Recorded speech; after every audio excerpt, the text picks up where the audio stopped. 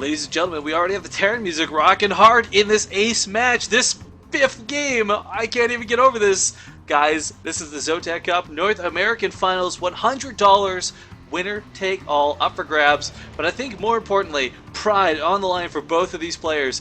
Last week we had the same finals with the same players, and Apocalypse was able to pull out a victory. We'll see if he can do it again. And speaking of Apocalypse, in the lower right corner of the map, Belshir, he's our blue Terran. And his opponents bring it back to 2-all. This is the last game. This decides everything. Can Polt do it? Can he do what he didn't last week? It is CMStorm.Polt spawning as the red zone. And I can't even get over the fact that this has gone to a 5th game. That speaks so much more about this series than either of us could do through any amount of casting. I mean, it's you've got two guys. This is a mirror match. This is about as skill testing as it gets. And for both of them to get here, to tie this up, hell, I bet you, Panda, we could have like a best of 11 and this would still go to an even ace match. Yeah. And it looks like Polt's going to commit to Reaper play again. I'm interested to know if he's going to continue with the 2 racks pressure, or if he's just going to call it out at 1, transition to the factory a little bit earlier. You know, there's a small tip on my hat I must give here, by the way, too. Neither of these players going for like a proxy racks at all in this series. Yeah. I mean, it's so easy to think, like, look, I'm going to try and cheese out this one game, see how it goes. I'm not sure if that's out of fear or respect of one another, though. Because on one hand, it's like, okay, I respect Polt too much to proxy him, and on the other hand, it's like, I fear Apocalypse too much to proxy him because I know he'll hold it. Yeah. And vice versa, of course, but yeah, it's been a, I don't know, it's crazy. I really wish with ZOTAC we could do player interviews at the end, even if it was just like 2 minutes, to be like, hey look, quick question for you. You know, like, what's the thought process behind this or that? And we do actually have Polt committing to factory tech off of this. I really, really like this. He has not yet pulled out this build since we've cast him. This is going to be Cloak Banshees most likely. Very rarely does Polt ever use Banshees. This is his final form. Off guard. This is his final form. He's got to go Super Saiyan like 97 or whatever to defeat Apocalypse. I mean, they've been trading blow for blow at this point. And, man, if this... I like have my fingers crossed on that one wish, Panda. He's seen Hellbats a lot. A Thor wouldn't be bad. But you're right. Yep, there's the starport. Sad Panda Rifkin. But you need to proxy the factory, man, if you're gonna go for a Thor job. Did the Reaper actually see the starport? Okay, it did. I think it did. Yeah, it did. I checked the vision. So he knows it's coming out lickety split, and that really should signal Banshees. There's very few other reasons to get that starport out really quick. Yeah. Especially considering the fact that, like, given the timing, your opponent he's not going for any other tech on the map. No, this is actually going to be a Marine tank push. Wow, he's swapping at the last second. Weird positioning there. I guess he wants it to be out of scan radius. The fact that it was an afterthought makes me kind of scared. Because I know Polt used to do this a lot, but he hasn't really done it all that much recently. Well, we'll see how this pays out. Cloak Banshees can be very effective in the early game. One of mine, of course, can shut them down, but they got to scan for it first. Hey, he's not building a reactor. He's going to continue to follow this up with Widowmine and additional Marines. I think because he's not building a reactor, he's actually going to get a expansion off of this, and he's using the Widowmine just to be defensive. Because his opponent does use Hellbat drops pretty frequently in his arsenal, and it's like really the only way you can defend against it, given a Cloak Banshee build. I wish this was like 2-port Banshees, Panda. I know it's not, but it would just be like, I don't know, the coup de grace, you know? 2-port Banshees into like a Thor drop. In the beta, man, I can guarantee you that somebody, a pro, like, thought about that build. Well, the engineering bay is nearing completion, and I wouldn't be surprised if we saw a turret slap down immediately, but moving on with a drop of his own here, there's not going to be much at home to defend against this. He's got a couple Marines, he's going to have a Widowmine or 2 of his own, but if positioned correctly, Apocalypse could take a huge advantage. That medevac is such a big deal. Yeah, here comes the Banshee, and this is the first Apocalypse is seeing of it. Unfortunately, it was supply block for a little bit. Oh, the turret's not complete! Polt's Polt's got to pick up that SCV! The Widowmine burrows, but Polt gets his Banshee out of radius. At the same time, here comes the drop from Apocalypse. The first Widowmine is being burrowed. Polt reacting late to this. Oh, such a huge hit. And now Apocalypse can move in with a second Widow Mine. I wouldn't want him to use it on SCVs though. But look at this, he's zone pulled off of his own resource line. 3 Marines versus 2 Marines with a medevac. Always goes in Apocalypse's favor now. Oh no. The Banshee's actually taking a fair amount of damage there. Finally, Polt's microing it. Oh, both players just going for some crazy aggression right now. It's hard to keep up with both, but Widowmine does take out that medevac, sadly. Polt with the scan will clean this up, and now he doesn't have anything to worry about at home. Let's check the worker counts. Or workers lost, rather. In a ridiculously good spot right now. Yeah. Continuing with the Banshee. He's got this Viking to worry about, though, of course.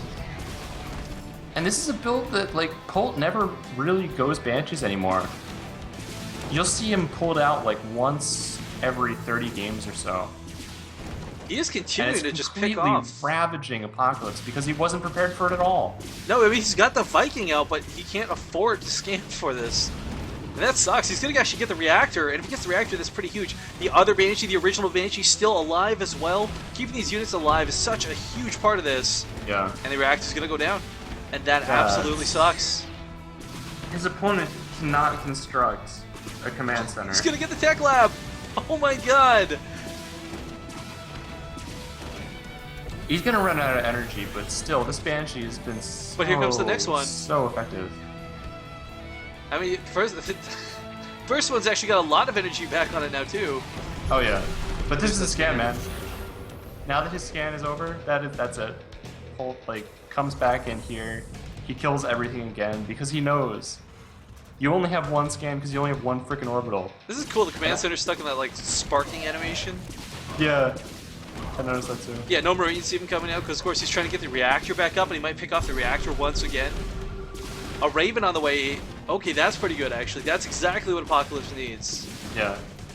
But, I mean... But unfortunately, it's coming way too late. I mean... But it's not like... Let's take a look.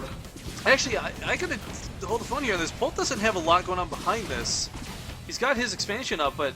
I mean, he's got... He has tanks, man. Okay, that's a fair point. He has 3 tanks. Like, what the hell is Apocalypse gonna do? Like, trudge it down the map? His opponent has absolutely... And the really 100% control of the ground. And the depressing thing is, even Seeker missiles, you need like 2 or 3 to kill tanks. I mean, it's... The thing is, if he produces a Banshee, I think that's the best situation for him right now. Yeah. Because he can win before his opponent has stim with air control. We see it all the time in Marine Tank versus Marine Tank TBT.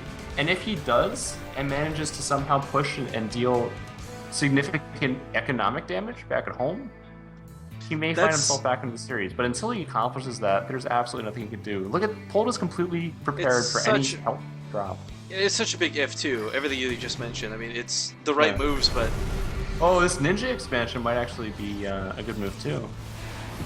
But if I get sniped off right away, that will give leeway to tanks, but 2 Marines in a bunker versus 3 tanks. But the Banshee back in the main of Polt, or sorry, Apocalypse. Oh, just sniping off all the low SCVs he didn't get to finish earlier. That is disgusting. Now he's not mining it again. He's sacrificing this bunker, and he's just going to get camped. He can't actually land his command center that is now actually finally morphing into an orbital. That Ninja base you mentioned, though, it might just be what he needs to get into this. Polt's going to be so busy focused, there's no reason for him to scout this at all. Yeah, there comes a point later where, like, Apocalypse is building production and you wonder what the hell your opponent is doing. Yeah, or you just put out Marines to, like, you know, prevent bases and you find the one that's already on the field. What the hell? This lone Widow Mine almost kills the tank. Unfortunately. Sad story. But okay, going to establish his natural. And now that he's got that 3rd base up, if Polt Apocalypse... can't touch him for, like, 15 minutes for Apocalypse to be able to get back into this game. On a production level, he doesn't have anything. And I think he really wanted a mech here,